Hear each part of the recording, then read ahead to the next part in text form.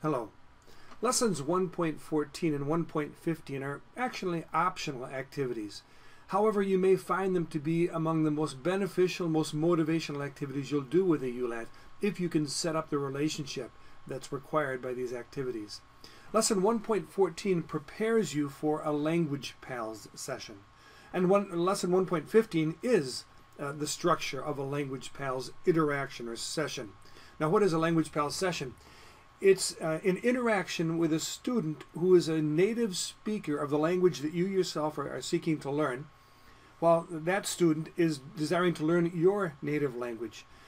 And therefore you interact with each other, taking turns, you first carrying on the conversation in the language that you're seeking to learn, and then your language pal, after responding to your questions and interacting with you, directing the conversation, asking questions of you in your native language. Now, there exist online services which can allow you to find and to make a connection with students around the world who are indeed seeking to learn your native language and who can help you with the language that you're learning as well. It's your responsibility, therefore, to find such people and to find, first of all, such services that can help you make that first contact.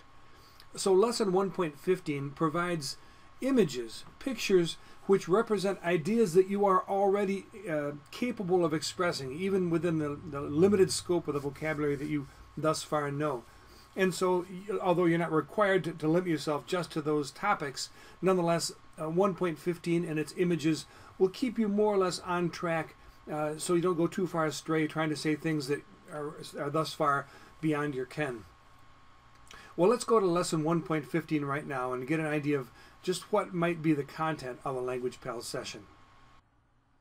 Actually, in the course of the last class, I mentioned that I would start today's lesson with a review of the basic conversational expressions. So let's begin with that, because you'll see that some of these expressions are going to be used within your Language Pals session itself.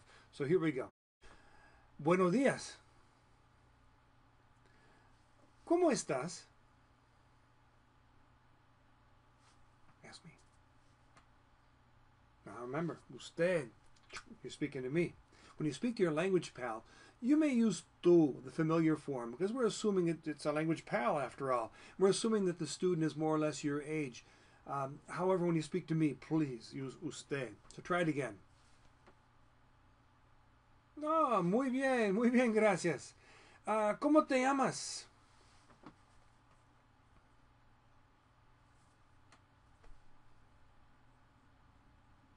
Me llamo Señor Nesby. Mucho gusto. Bueno, ¿cuántos años tienes?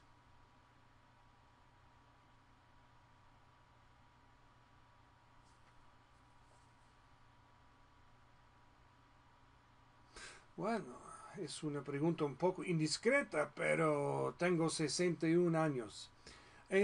¿Saben? Yo les prometí, tengo algo para ustedes. Salsa. ¿Les gusta la salsa? Bien, me encanta. Me encanta saberlo. Entonces, esa salsa es para ustedes. Oh, no hay de qué, no hay de qué. Ah, ¿ustedes tienen algo para mí? Salsa, muchas gracias. Bueno, ya me tengo que ir, entonces nos vemos pronto.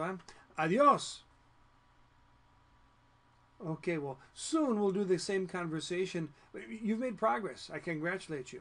But by the time we get together, maybe the next time, I will turn the conversation around, because you have to be able to pose the questions and take the lead yourself, so that you're not always just a passive person responding to what others say to you, but you yourself can also lead a conversation. So I'll let you do the talking first in the course of our next gathering. But now let's take a look at these questions, or not these questions, these images, excuse me, which suggest to us the questions you're to ask your language pal.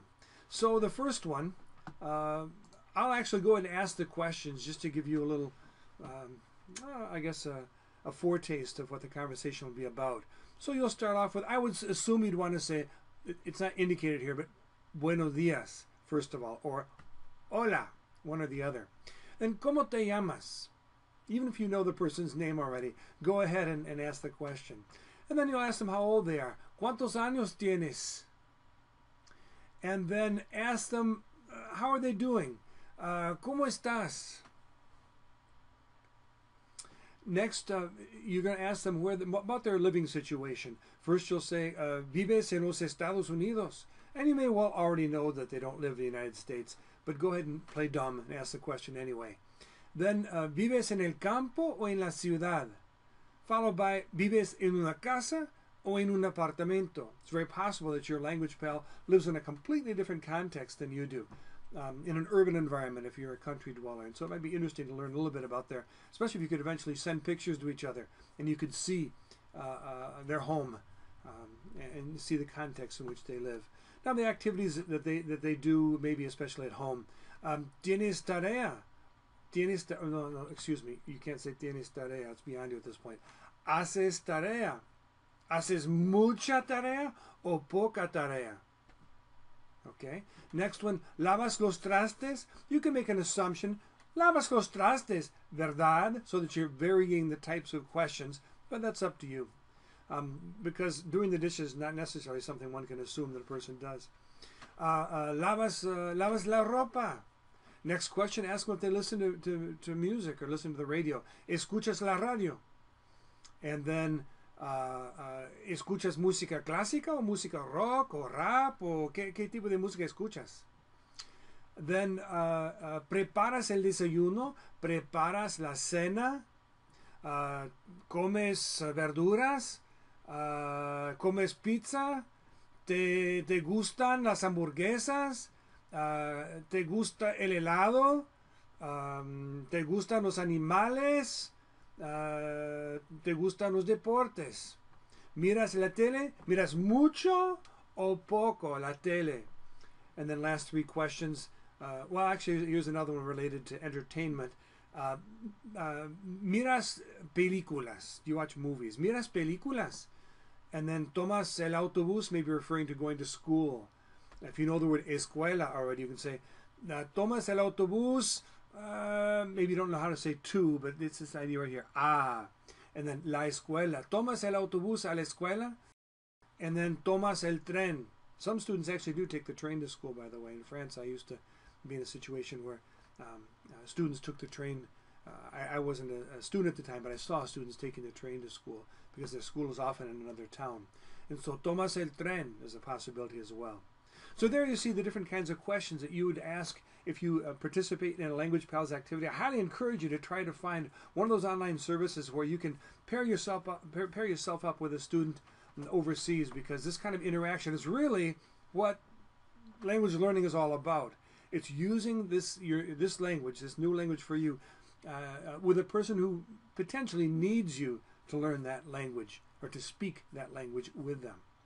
So that's it. I will see you again in lesson 1.16 in day 21.